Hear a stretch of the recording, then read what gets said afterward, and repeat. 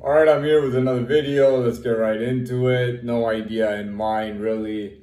I guess we start by talking about, should we talk about, in rap music, there was always this saying about, it's called a come up, right? They called it a come up. And they used that in rap music. It meant that, like, you were prospecting and potentially coming up and recognized as somebody who would legitimately come up in some form or fashion. I think it was 2001 or 2002 when 50 Cent came out with that song with The Game. It was called Hate It or Love It, right? Hate it or love it, the underdog's on top, right? All about the underdog coming up. But what I didn't understand about that music video was how was 50 Cent an underdog? How was The Game an underdog? Now, I guess, so I got it. I guess it was just the right time and place. Because I don't think that song would have done very well in the 90s. I don't think 50 could have done anything in the 90s. But, it was almost like rappers were for sale in the 2000s. I remember, to me, one of the signs of rap just going down a steep slope was when Noriega came out with Nothing. And 50 Cent came out with In the Club. Like, In the Club, I think, was 2001, and that's when hip-hop was transitioning. So, they were moving away from all the gangster lifestyle, the real shit, the criminal, the gangs, doing dirt, violence, cold, or crazy raps. Everybody had their styles, To this day, I feel like a lot of people just couldn't last. A lot of groups and artists from the 90s disappeared. The ones that are around are not really doing much at all. What else? I had some stuff that I want to talk about. Yeah, rappers are just for sale now. 50 Cent would have never made it in the 90s. He would have never made it. 2001, drops In the Club, which is like transitioning, which is like exiting out of the 90s, going down this slope. And what does he do? Like 2002, 2003, he signs Mobb Deep to G Unit. And Mobb Deep joins it. And I do believe that Prodigy was influencing Havoc. I do believe that. Havoc, to me, didn't look happy with the whole G Unit thing. He didn't look happy, man. I mean, I'm sure G Unit gave him the space. They let him make the beats like he always does. He made the lyrics for Prodigy, but I don't think he was happy in G Unit, Like, he didn't fit in over there. Prodigy can fit in anywhere because Prodigy's just like a rapper for sale. You know what I mean? And that's what a lot of rappers just went for sale. Havoc, to his credit, he kept doing this thing. Kept putting on shows, private shows and things like that, playing the classic Shook Ones, Hell on Earth, Survival of the Fittest. And that was all cool, man. Yeah. All that stuff was cool. But, I mean, really, rap music, I don't know. The only guy that I saw that was a little bit real was Fetty Wap. He was on for about 1 or 2 years, and then he was out. Never saw him again. Today, I don't see any rappers. Oh, True Life is another one. I didn't want to call out his name. No rappers like calling out True Life's name. I think partly because they're scared of him. And I think the reason that a lot of rappers are scared of True Life, first of all, he was I would say he was strong in the hood. He's from the hood, and I would say he was quite strong even as a youngster. Like, even when he was like a young teenager coming up, already from that time, he was establishing himself to be a strong character. I'm sure he was a strong character from when he was younger.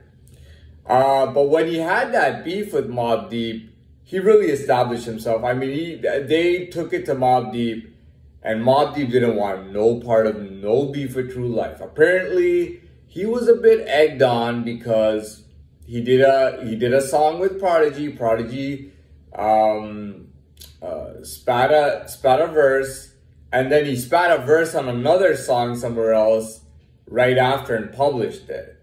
Meaning that True Life couldn't publish that with copyright. So True Life was mistaking Mobb Deep for people who would take it to the realness, which they didn't. You know, they ran in, they came in with guns into the studio with all of Mobb Deep's people, and it was supposed to be quite intense. I know all about that. But even True Life, I mean, I'm like, I can't believe where True Life went to. You start from you know, their whole thing, those guys, their whole thing was that they were just so wild, you know, like they would take it to that level. If you piss them off or you cross them, they're coming with guns. You're getting fucked up or killed. You know what I mean? These guys were wild. They were scary. They brought that heat with them. They brought intimidation, They had the capability to intimidate anybody in the rap world. I mean, they were like real gang dudes, and rappers were like grub to them, you know, just to be eaten, slimy yet satisfying. I'm listening to True Life. I can't believe some of his new stuff. I mean, he has a song with Carrie Hilson. He's got a song with I'm like, what happened to True Life, man? You listen to some of his new shit, you think he just turned into a faggot or something. And I don't mean in a gay way. I mean, you know, we use that word sometimes in a disrespectful way. And I'm sure gay people do the same thing. But I mean, True Life just looks like a total faggot now. You know, the guy just, you know, he went from this hardcore image. You know what I mean? I'm sure he went to jail or prison, and he probably wanted to be even harder when he went in. But, you know, he fell off, man. You know, and there's no questioning that. I mean, you know, you might say, what place do I have to say this about True Life? When rappers like Mobb Deep were scared of True Life, why is a guy like me talking about True Life? Well, it's not like I knew somebody just like True Life. You know what I mean? It's not like I came into contact with somebody just like True Life. Because as I was coming up and I was younger, if I had met True Life, I would have probably wanted nothing to do with him. Because when I was a young guy, I wasn't deep in any kind of criminal activity. You know what I mean? Like I smoke weed sometimes. I got some speeding tickets. I had a couple of speeding tickets. Got a few speeding tickets, smoking weed sometimes, going to a nightclub here and there, you know, meeting somebody, hanging out with somebody here and there, meeting somebody new, hanging out with somebody new here and there. That was who I was. If at that time I met True Life, I would want nothing to do with the guy. You know what I mean? I would just go my way and just smile. You know what I mean? And he would probably try to see if he could, you know, he probably wanted to outmuscle me. Yeah. But fast forward 7 years ago, I robbed a bank. If I met True Life would probably try to come back really hard. Like, he'd probably not be able to understand. He probably wouldn't be able to comprehend how I got to that point of robbing the bank. He's thinking to himself, this guy's just a big young boy. You know what I mean? He's a big young boy with big balls, who's willing to rob a bank. And he's probably thinking, I can be that. I can be bigger than that. I've done more than that. All right, I've probably done like 30 things. If you put them all together, I beat his bank robber. You know what I mean? I'm a bigger kid than him, you know? And I would have probably met him like that. And then a couple of years after that, or, you know, whatever, he'd probably be scared shitless, man. He'd probably be seeing me in his nightmares like, that dude makes me so fucking scared, man. I just don't want to fuck with him, man. You know what I mean? Well, what the hell was I thinking fucking with him when I was younger, man? This guy would take me to school and slap me around. I just pick me up and throw me into the park, man, in the sand, you know? Dude, yeah, so if I knew somebody like True Life, that would probably give me a way to talk about True Life. the guy is just like, his music went from, like, I'll be honest with you. I'm not a true life type of guy, but I like his music. Entertainment wise, some of his old songs, they get me going, man. They're wild. He's just fucking, he's so aggressive, you know. His beats are strong. They're hitting. His vocals are hitting. You know what I mean? It's that wild shit. Even though I'm not in that lifestyle or I'm not that type of guy, every now and then I can appreciate a song like that and get myself a little bit, just being entertained in like the old way, like the way guys would get entertained in the 90s hip hop or rap, I just get kind of entertained. I start feeling like I'm partying, like I'm in some kind of ghetto party.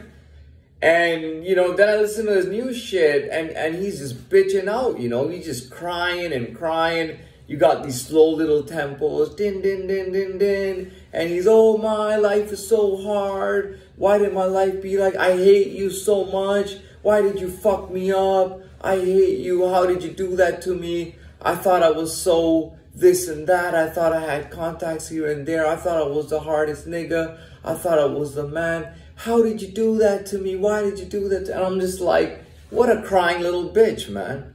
What a crying little bitch. Anyways, I'm done.